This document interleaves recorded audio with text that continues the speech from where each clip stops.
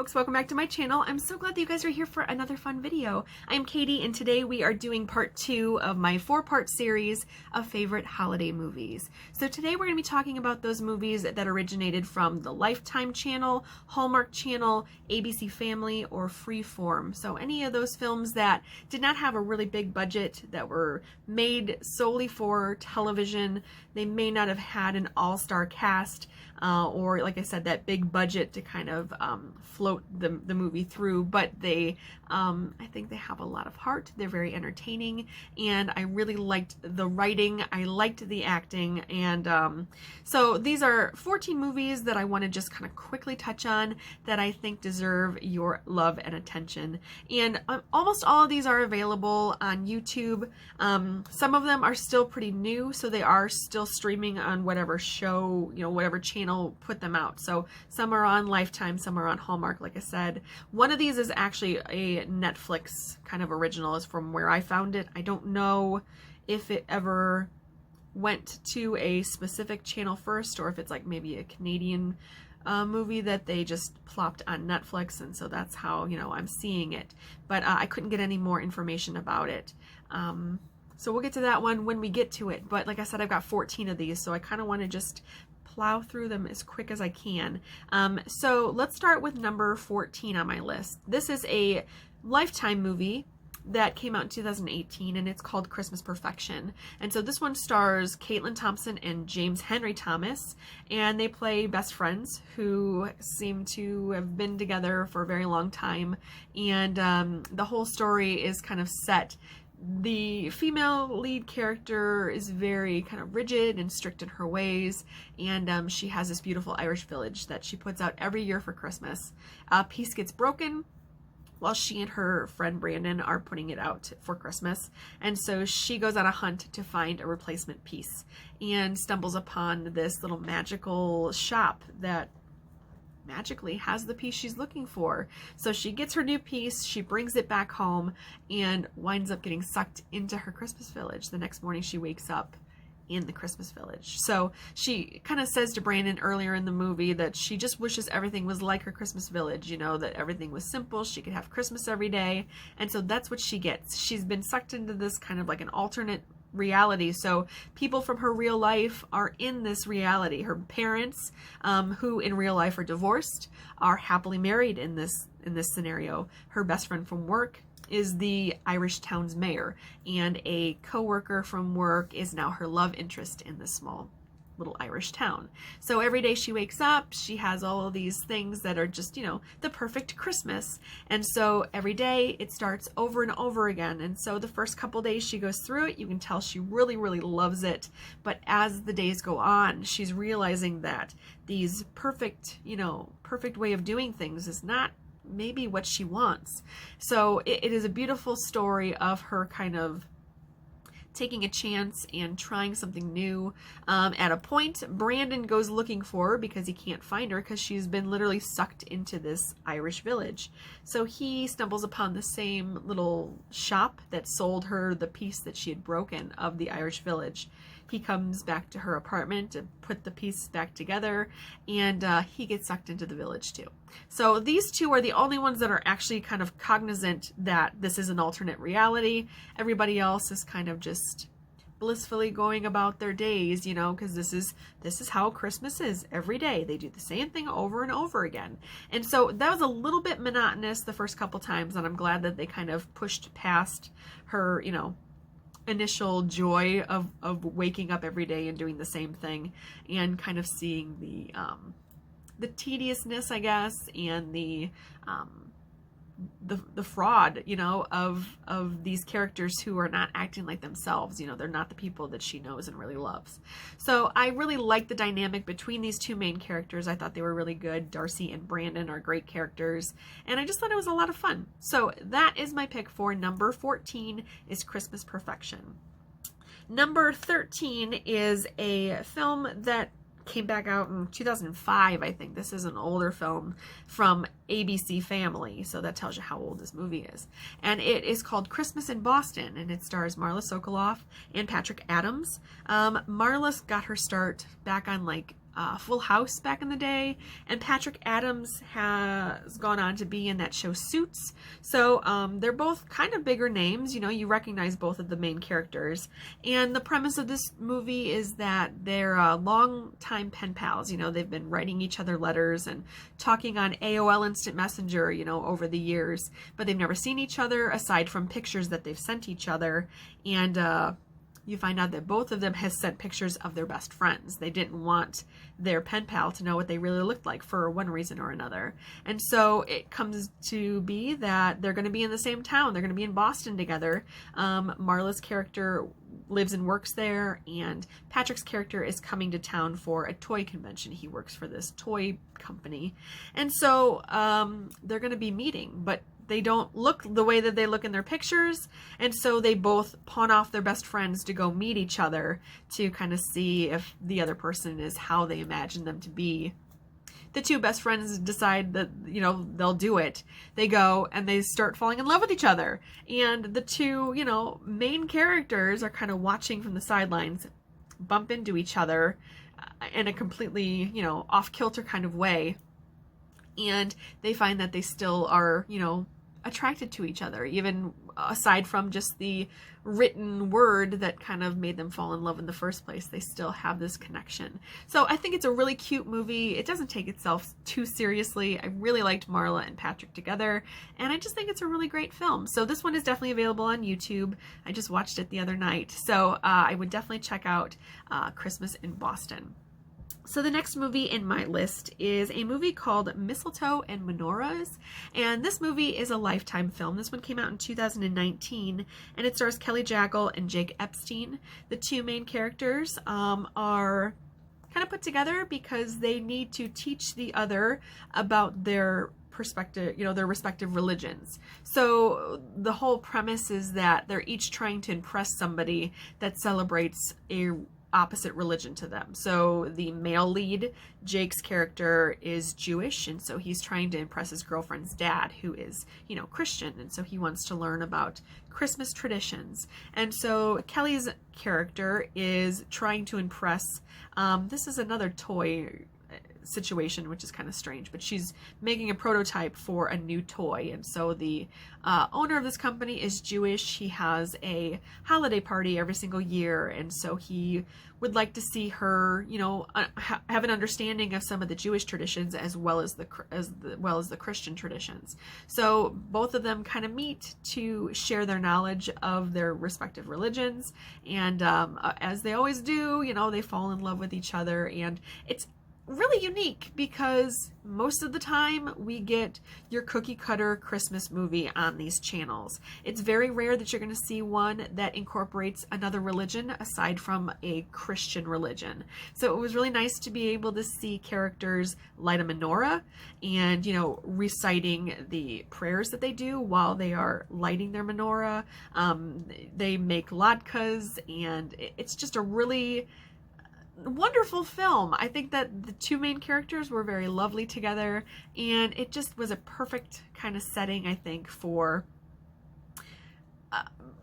bringing a new, you know, generation into Christmas movies like this. So it was nice that the Jewish religion is being represented.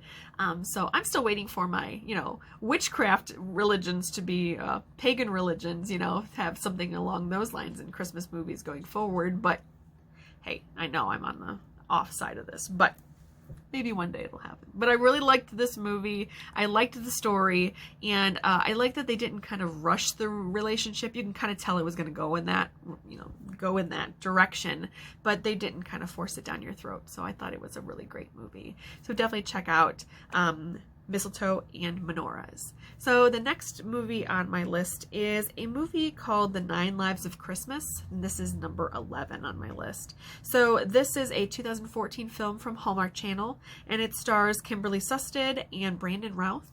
Brandon Routh, you may recognize the name. He played Superman in like a movie back in like the 2010s, I think, and he was also in a movie called Dylan Dog Dead of Night, which nobody seems to remember, but I absolutely loved it. It also starred Sam Huntington, which he's one of my favorite actors from the show Being Human. So I really, really liked Brandon. He was kind of the reason that I had my attention pulled to this one. But as it's called The 9 Lives of Christmas, you can probably guess there is a cat involved. And it's just really a cute story. You know, the bringing of the two characters together is a bit contrived, the way that they have it kind of flesh out, because Brandon's character is dating this airhead stuck-up woman, and he doesn't really have a whole lot of like attachment to her. It feels like he's dating her out of convenience, that kind of thing. And he's a firefighter. He really loves his job, but that seems to be the only thing that he loves. He doesn't really have a whole lot of affinity for anything else. So, you know, these two coming together, they're kind of pushed together because she loses her job because of his girlfriend, and then she in turn also loses her living arrangements because her landlord finds out that she's been housing a cat, and that's against her lease. So she gets kicked out, and so she goes to Brandon's character and saying, so, well, since you got me fired from my job, maybe you can let me stay with you while I figure things out. And so of course they, as they always do, they fall in love. But it's just a really, really cute story. The cat's adorable. The two main characters are very likable. And I think you should definitely check it out. So The 9 Lives of Christmas is my next pick. So after that, we have got a Lifetime movie that just came out this year. This one is called A Very Charming Christmas Town, and it stars Natalie Hall and John Prescott. And so this movie is set in the real-life town of Solvang, California, and that's how I actually even decided to watch this movie, because I was flipping through channels and I saw that this movie was premiering, and I was like, oh, Solvang! I just saw stuff about Solvang earlier this year, because Ryan and Shane from BuzzFeed Unsolved, who have now gone on and started their Watcher Network, they did a episode of Weird Wonderful World where they walked around Solvang all day. So it was very funny that they would have this Christmas movie now, where I was like, I instantly had a connection to it. So I watched it and it was adorable. The main character plays like kind of a travel blogger. She's kind of, you know, in her own head. She is doing stuff from one day to the next, kind of is always on her phone, you know, taking a photo or, you know, tagging herself in an Instagram post or whatever. And so she kind of feels like a self-absorbed, kind of a spiteful character really at first. You don't really have any attachment to her, or at least you shouldn't, because she's kind of stuck up.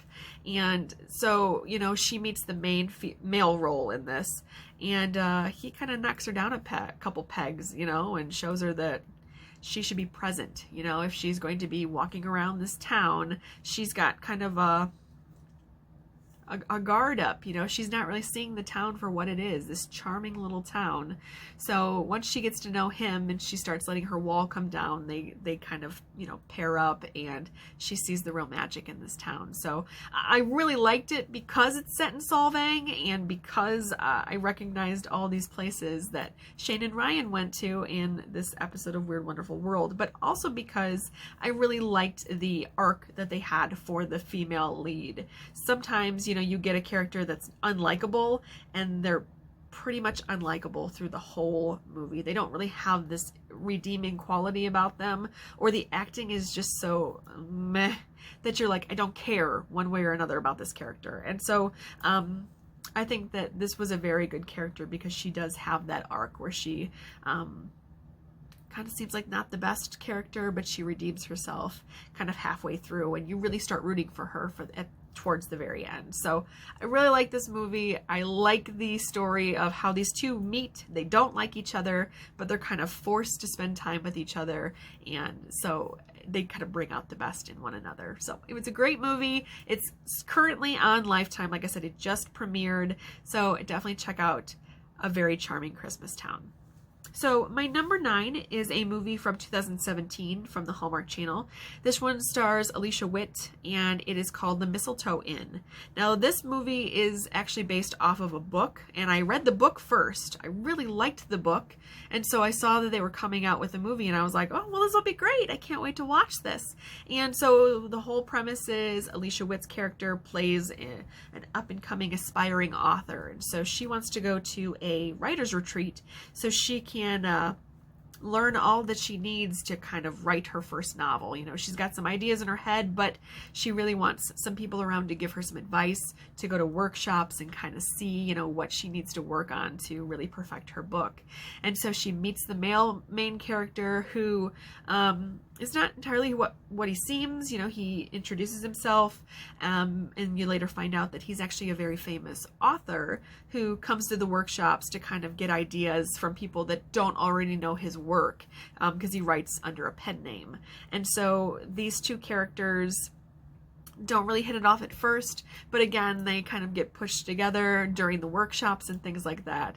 And I really liked the idea of the story. I've always had a dream to go to a writer's workshop. I think that it would be wonderful to just take a couple weeks, be surrounded by authors, and get some perspective on, you know, your work. So I really liked that aspect. I liked that they were going to this writer's retreat at this cozy little Mistletoe Inn, and it's just a really cute story. I'm not always on board with Alicia Witt with her movies. She's in quite a few Walmart she's in quite a few Hallmark movies, and most of them I'm like, ugh, about. Like, I just can't roll my eyes far enough into the back of my head. But this one I really liked. I liked the dynamic between the two main characters, so I definitely recommend that you check out The Mistletoe Inn. So my next movie on my list, number 8, is another Hallmark Channel movie from 2011, and it is called Trading Christmas. And this one stars Faith Ford, Gil Bellows, Tom Cavanaugh, and Gabrielle Miller.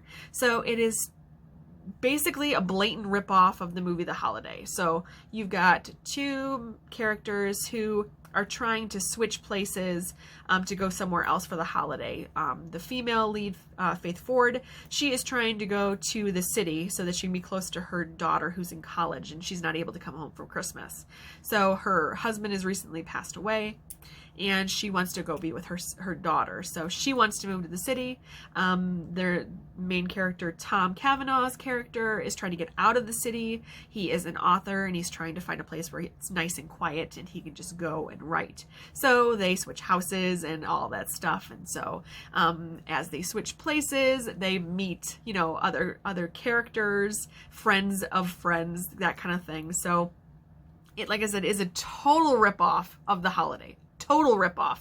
But if you can get past the fact that it's a total ripoff of The Holiday, I really liked this story. Obviously I liked the story because The Holiday's in my previous video, but I really liked the main characters. Faith Ford is great in everything I've seen her in. I think she's really good. Tom Cavanaugh has been great as well. He's in another show called Snow that was like an ABC Family movie from years ago, and I really liked him in that. He's been in a couple other series too. I think he was in Ed and maybe a couple other ones, but I really like him, and I liked the story. I liked how they met their, you know, significant others eventually in the show, and I just thought it was really, really sweet. So that is my next pick, is Trading Christmas.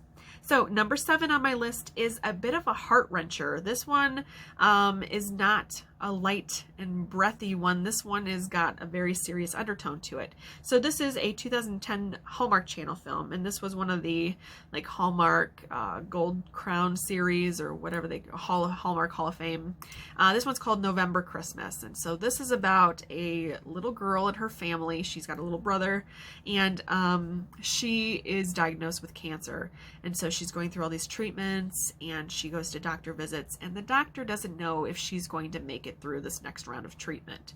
And so mom and dad are played by John Corbett and Sarah Paulson. So you've got these two, you know, big names that are in this film, and I think that that's probably why it's a Gold Crown Hall of Fame type of film, because they were able to use a bigger budget.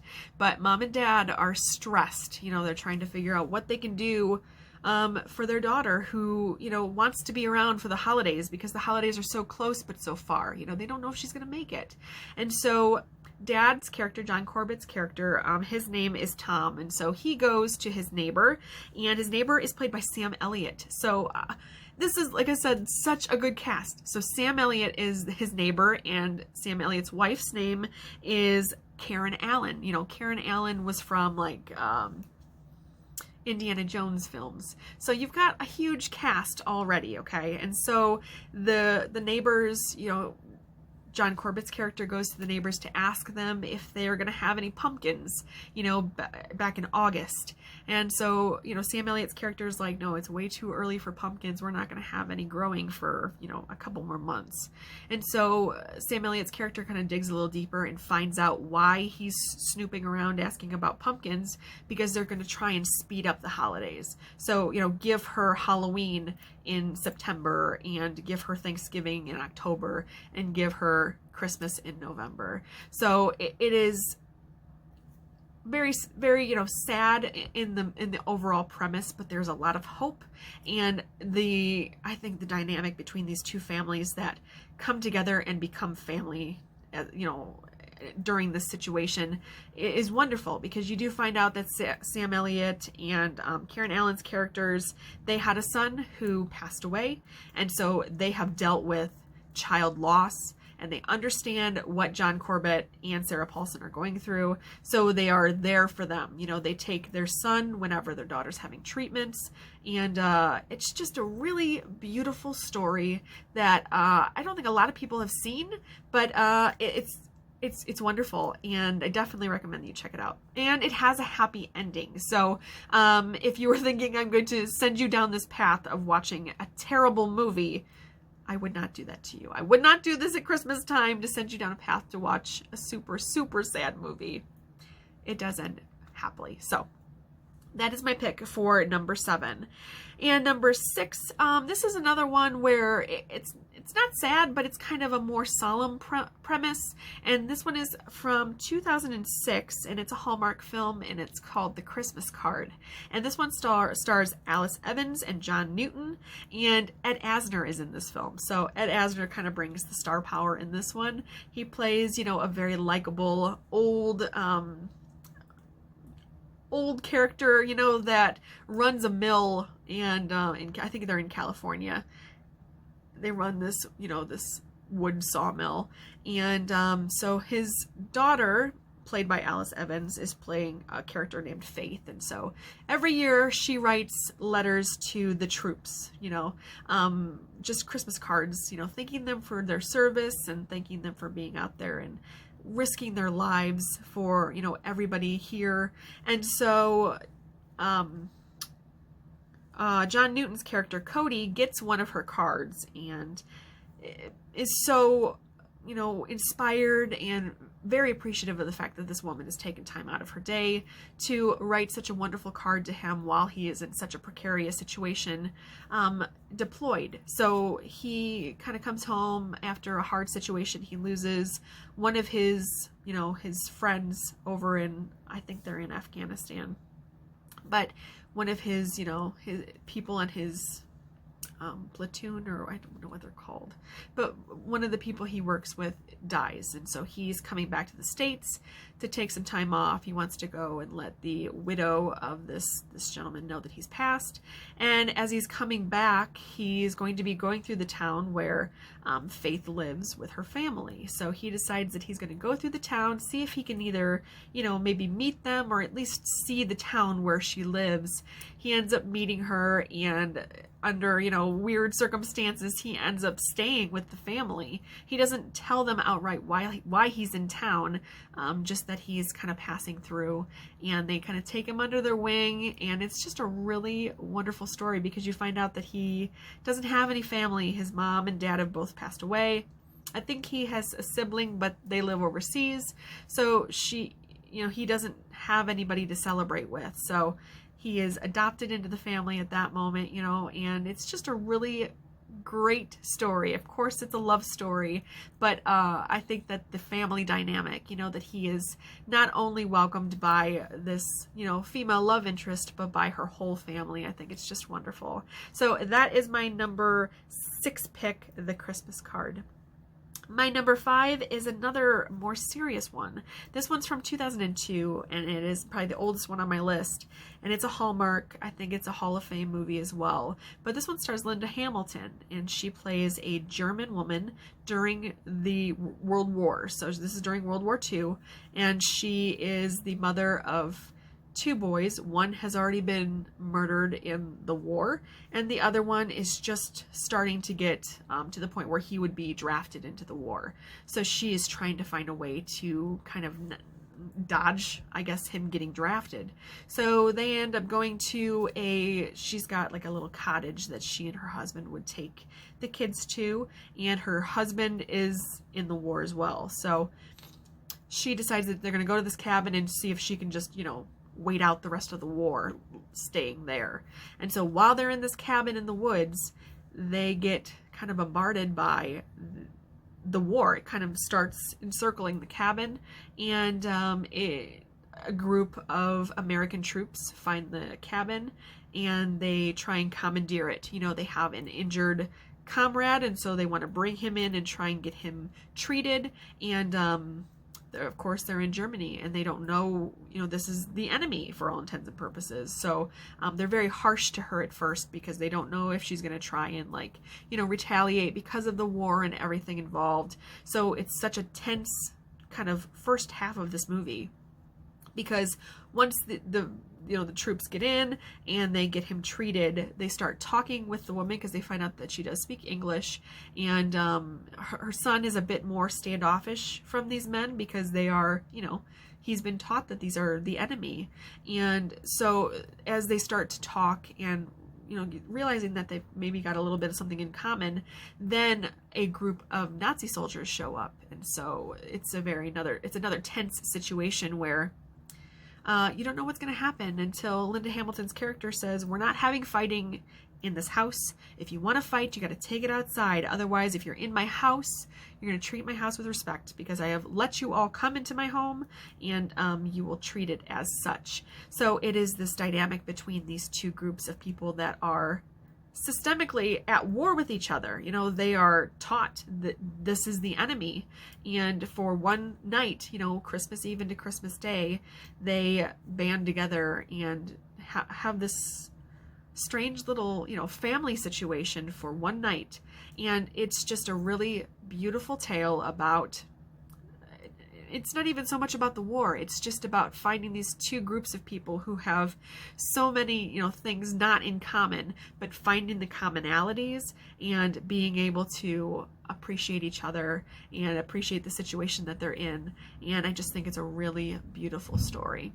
So my number 4 on the list is a 2015 movie, and this is the one that I found on Netflix, and it's currently on Hulu too. So like I said, I'm not entirely sure where this one originated from, but it is absolutely adorable. It stars Jen Lilly, who plays a character named Kate, and Thomas Bowdoin, and he plays a character named Daniel. And so this movie is called The Spirit of Christmas, and I absolutely adore this movie. I saw this one 2 years ago and have watched it steadily each year because I just absolutely love it. So it's kind of a ghost story because the character of Daniel is, for all intents and purposes, a ghost who kind of haunts this inn. So for a specific time around Christmas, he's able to come back to life. He's able to be flesh and blood person for, I think it's 13 days. And then once those 13 days passes, he disappears again and he becomes a ghost.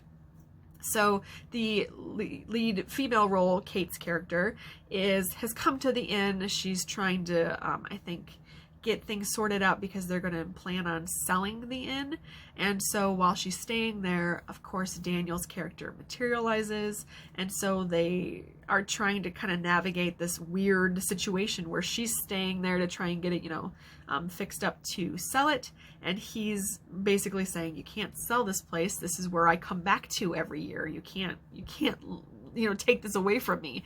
And so it's a very strange dynamic, and if you can suspend your disbelief, because that's a lot of these movies, they maybe issue a little bit of magic or some kind of a mystery is involved in the story. But I really love this story. It's so unique. I've never heard of anything like that, especially with a ghost story where somebody's able to come back and materialize into, you can touch them, they're a full flesh character, and I think the two main characters are really fun, and it's just a really, really great movie. So like I said, it's streaming currently on Netflix and Hulu.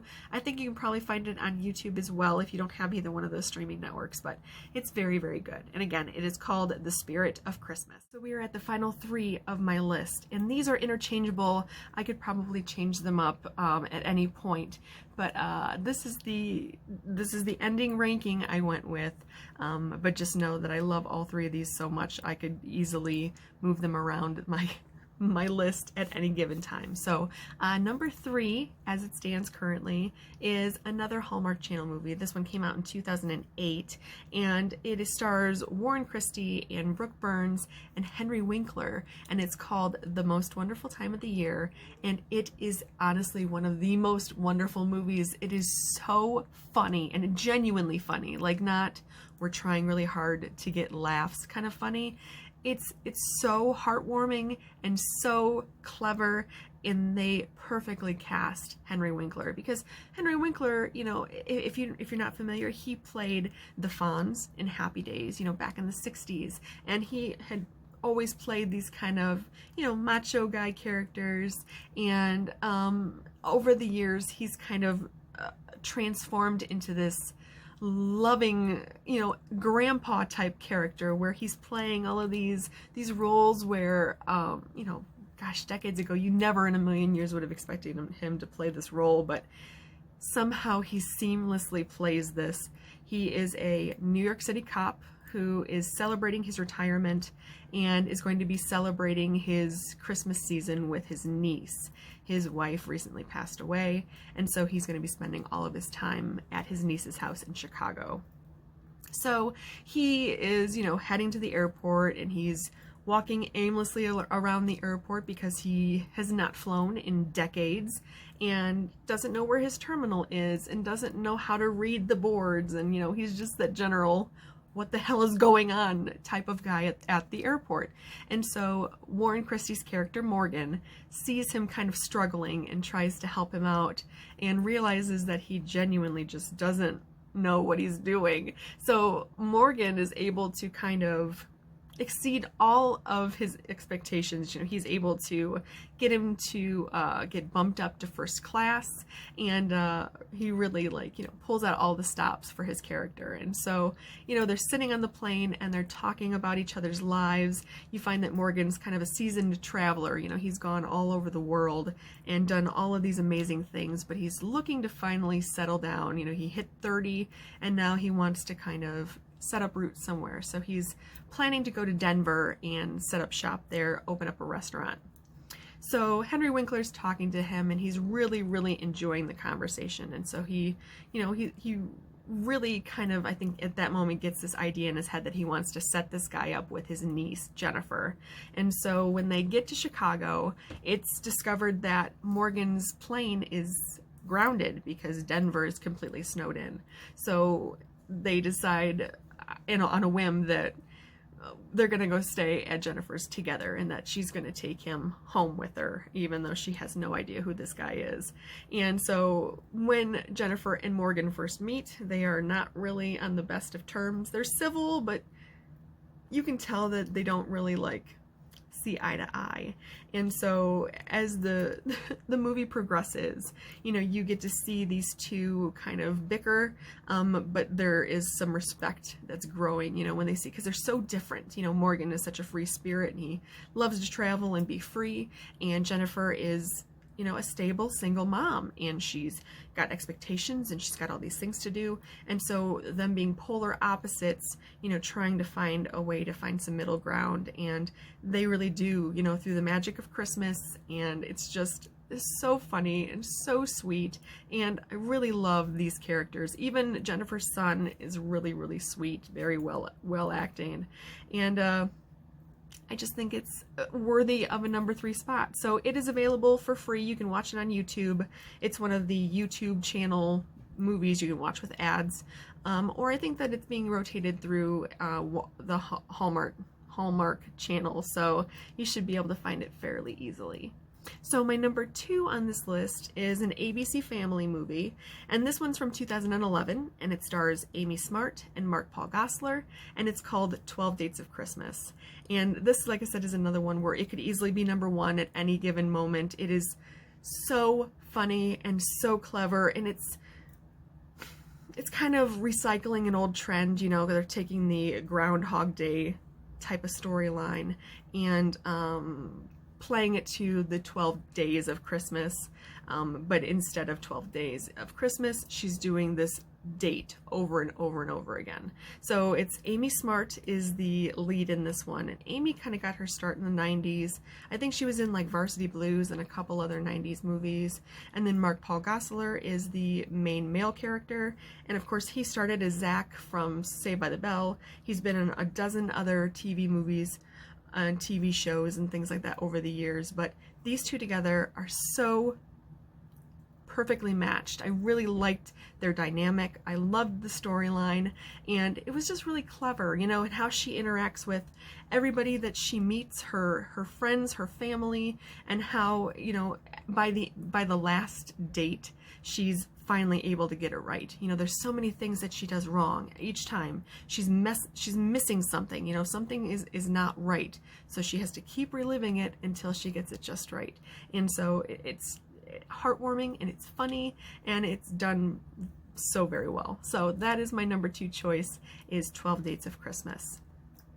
Number 1 is a movie that I've been watching since 2004, so we're going on 16 years now. I have the DVD copy of this, and it is one of those comfort movies. You know, my mom and I used to watch it all the time, every single Christmas, and I hate that I don't get to watch it with her very often anymore, especially this year with COVID. But this movie is called A Boyfriend for Christmas, and it's another Hallmark Channel classic, and it stars Patrick Muldoon and Kelly Williams, and so they're playing Holly and Ryan, and so these are two characters that kind of come together by kismet. This is one of those kind of magic of the season type movies where Santa Claus is really Santa Claus, and you know, you find out that when Holly was a kid, she asked Santa Claus for a boyfriend. That's what she wanted, and Santa said that he would bring her one when she was ready for him. And so years have passed, and you know, she never really got that perfect boyfriend. She's dated people, but they were never the right one. And so this year Santa is going to fulfill that promise, and so he brings Ryan into her life, and there are so many little quirky, you know, things that kind of stand in their way of being together, you know, mistaken identity, and some other, like, you know, just goofy cliche little Hallmark Channel tropes. But it's so delightful to watch, and I really, really love it so much. So I love Kelly Williams' role. I think that she is brilliantly cast, and I can watch it over and over again, and it never gets old. It always makes me laugh, and the Santa Claus is believable as Santa Claus. You know, some of them are kind of creepy, some of them are, I don't know, some of these Hallmark Channel Santa Clauses, you just slapped a beard on that guy, like, I don't believe it. But this one I really, really love, and I think everybody was kind of perfectly cast, you know, from Holly's friends and family to you know, Patrick Muldoon's character. I think that it all works out lovely, and so I definitely recommend that you check out A Boyfriend for Christmas. So that is my number 1 pick. So I hope that you enjoyed this video. I will be doing 2 more videos in my Christmas/holiday movie series. So look for my next video, which will be talking about childhood favorite holiday movies, and then after that I'm going to be posting my favorite classic Christmas and holiday movies. So I look forward to seeing you in those videos. I hope you guys are well, and I will see you soon. Bye.